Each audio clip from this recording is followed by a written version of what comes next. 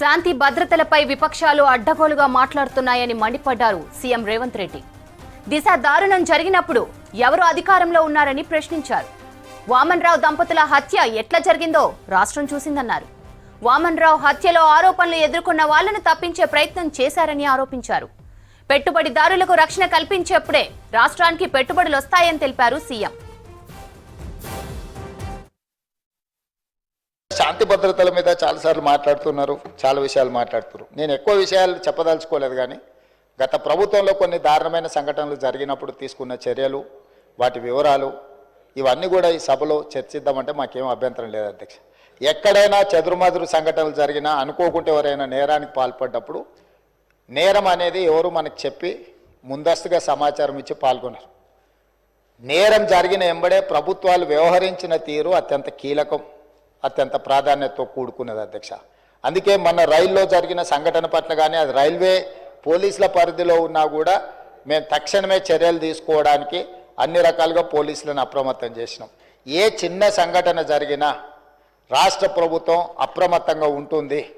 ఆనాడు outer ring road దగ్గర veterinary డాక్టర్ను మీకు తెలుసు అధ్యక్ష, సాయంత్రం పూట అక్కడ ఉన్న డాక్టర్ని ఆ రోజు జరిగిన పరిస్థితులు, జరిగిన తర్వాత పరిణామాలు మనం అందరం చూసినాం.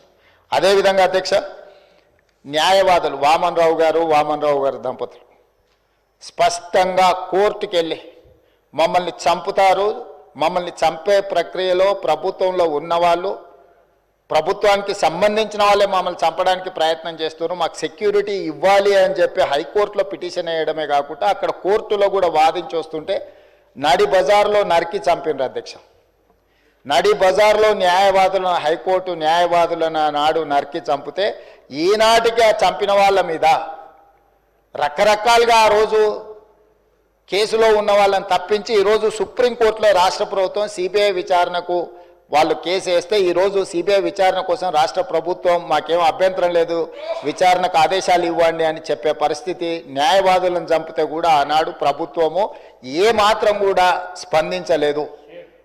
అదే కాకుండా అధ్యక్ష, తమకు తెలుసు సింగరేణి కాలనీ మహేశ్వరం నియోజకవర్గం వస్తుంది అనుకుంటా, మన సంతోష్ నగర్ అవతల చంపాపేట పక్కన 6 సంవత్సరాల బాలికను గంజాయి మత్తులో రేప్ చేసి మర్డర్ చేస్తే ఆనాటి ప్రభుత్వంలో ఎలాంటి చర్యలు తీసుకోలేదు అధ్యక్ష. అదేవిధంగా అధ్యక్ష, 2020 సంవత్సరంలో దేశంలోనే మహిళలపై జరిగిన అత్యాచారాలల్లో ఆనాటి రాష్ట్ర ప్రభుత్వం 4వ స్థానాన్ని సాధించింది అధ్యక్ష. తెలంగాణ రాష్ట్రం మహిళల మీద జరిగిన మొత్తం చిన్నారులపై వీళ్ళపై అగత్యాలు జరిగిన దాంట్లో ఎన్సీఆర్బీ ఇచ్చిన నివేదిక ప్రకారం రాష్ట్రం 4వ స్థానంలో ఉండే అధ్యక్ష. అదేవిధంగా అధ్యక్ష, ఇట్లాంటి ఒక్క దగ్గర కాదు, ఎన్నో సంఘటనలు. జూబ్లీ హిల్స్లో మైనర్ బాలికను పబ్లో నుంచి తీసుకెళ్ళి అక్కడికక్కడనే జూబ్లీ హిల్స్లో రేప్ చేస్తే ఆ రేప్ చేసిన దాంట్లో టీఆర్ఎస్ నాయకుడి కుమారుడే అందులో ప్రత్యక్షంగా పాల్గొంటే ఆ రోజు వాళ్ళను కాపాడడానికి ప్రయత్నం చేసిండ్రు అధ్యక్ష. అదేవిధంగా అధ్యక్ష, వర్క్ బోర్డ్ చైర్మన్ కొడుకే ఆ రోజు కేసులో ఉండడానికి కేసు కట్టడం జరిగింది అధ్యక్ష. సరిగ్గా నేను ఎక్కువ దూరం వెళ్ళి ఆరోపణలు చేయదలుచుకోలేదు. ఆ రోజు ఉన్న ఒక మంత్రి గారి కుటుంబానికి సంబంధించిన వాళ్ళ మీద కూడా వచ్చిన ఆరోపణలు మీ అందరి దృష్టికి వచ్చినాయి అధ్యక్ష. అదేవిధంగా ఈరోజు ఇట్లాంటి సంఘటనలు జరిగినప్పుడు మన అందరం కూడా బాధితుల పట్ల సానుభూతితో నుండి నేరగాళ్ల పట్ల కఠినంగా వ్యవహరించడానికి సహకరించాలి. అట్లా కాకుండా ఇదేదో ప్రభుత్వమే ప్రత్యేకంగా ఈ చర్యలు చేసే వాళ్ళను కాపాడుతుంది అన్నట్టుగా ప్రధాన ప్రతిపక్ష పార్టీ ఈ రకంగా ఆరోపణలు చేయడం, తద్వారా ఒక ఆందోళనకరమైన పరిస్థితి కల్పించి తెలంగాణ రాష్ట్రంలోకి వచ్చే పెట్టుబడులను రానియకుండా, పెట్టుబడులు ఎప్పుడు వస్తాయి అధ్యక్ష? శాంతి భద్రతలు, పెట్టుబడిదారులకు రక్షణ కల్పించినప్పుడే రాష్ట్రానికి పెట్టుబడులు వస్తాయి. ఈరోజు ఏ మంచి పని చేపడదామన్నా దానికి ఒక దురుద్దేశాన్ని ఆపాదించి ఆ దురుద్దేశం ద్వారా తెలంగాణ రాష్ట్రం మొత్తం కుప్పగూలిపోయింది. ఈ రాష్ట్రంలో శాంతి భద్రతలు లేవు, ఈ రాష్ట్రంలో మీరు పెట్టుబడులు పెట్టకండి, ఈ రాష్ట్రం దివాలా తీస్తేనే తప్ప మాకు సంతోషం కలగదు అన్నట్టుగా ఈరోజు మాట్లాడడం ఏమాత్రం సమంజసం కాదు అధ్యక్ష. మీ స్వార్థం కోసం ఈ ప్రభుత్వం విఫలం చెందింది అని చిత్రీకరించాలన్న ఆలోచనతోని ప్రభుత్వం మీద కాంగ్రెస్ పార్టీ మీద చేసే దాడిలో భాగంగా తెలంగాణ అభివృద్ధి మీద కూడా మీరు యాసిడ్ దాడులు చేసే పరిస్థితులు వచ్చినాయి అధ్యక్ష. తెలంగాణ కుప్పగూలాలన్న ఒక ఆలోచనతోని కుట్రపూరితంగా అన్ని రకాల వేదికల మీద తప్పుడు ప్రచారం చేయడం వల్ల ఈరోజు తెలంగాణ ప్రతిష్టను మసకబార్చే ప్రయత్నం చేస్తున్నారు అధ్యక్ష. దయచేసి తమరి ద్వారా నేను చేస్తున్న విజ్ఞప్తి ఒకటే, ఇట్లాంటి కుట్రలు చేయకండి. ఈ కుట్రలు తెలంగాణ రాష్ట్రానికి ప్రయోజనం కాదు. మీకు సోషల్ రెస్పాన్సిబిలిటీ లేదా only political responsibility, only power మాంగర్స్గా మీరు మారి అధికారం మాకు ఉండాలి, అధికారం పోతే ఒక క్షణం కూడా మేము భరించలేము, అధికారం లేకుంటే ఒక క్షణం కూడా మేము ఉండలేము అన్న విపరీతమైన పోకడలు ఏ రకంగా తెలంగాణ సమాజానికి మేలు చేస్తాయి అధ్యక్ష?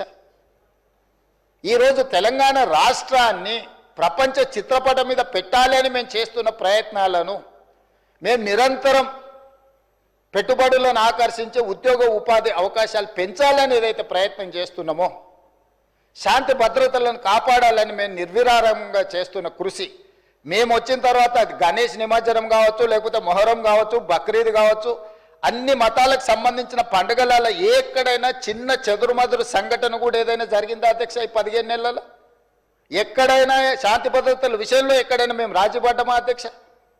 మీరు ఎంత చేసినా, ఎగరెగిరి దంచినా ఎగరకుంట దంచినా మీకు వచ్చే కూలి అంతనే. ఎన్నికలు అనేటివి 2029లో వస్తాయి అధ్యక్ష. వాళ్ళ తాపత్రయపడ్డంత మాత్రాన, వాళ్ళు ఆవేదన చెందినంత మాత్రాన, వాళ్ళు హడావిడి పట్టినంత మాత్రాన ఒక సంవత్సరం రావు అధ్యక్ష ఎలక్షన్లు. అప్పుడే ఒక ఆయన అంటాడు వచ్చేసినాయి బై ఎలక్షన్స్ వచ్చేసినాయి, వచ్చే నెలలే అని టికెట్లు వంచుతాడు ఒక ఆయన.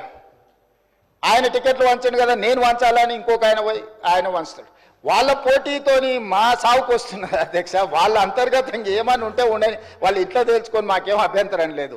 ఒక ఆయన పొద్దున్నే ప్రెస్ మీట్ పెడితే మధ్యాహ్నం ఒక ఆయన ట్విట్టర్లో పెడతాడు దాని కౌంటర్ పార్టీ, ఒక ఆయన ట్విట్టర్లో పెట్టగానే ఇంకొక ఆయన ప్రెస్ నోట్ రిలీజ్ చేస్తాడు.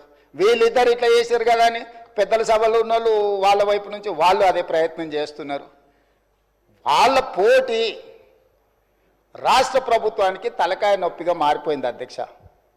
ఈరోజు అందుకే నేను ఒకటే విజ్ఞప్తి చేస్తున్నా అధ్యక్ష, ఎన్నికలు మహేశ్వర్ రెడ్డి గారి పార్టీ జమిలీ ఎన్నికలు అంటారు, అవన్నీ కలిపి తీసుకొస్తామంటారు. ఇవన్నీ ఓవేళ అంతా కలిసి వస్తే 2028లో రావాల్సిన ఎలక్షన్లు అవి 2029కి పోయేటట్టున్నాయి అధ్యక్ష.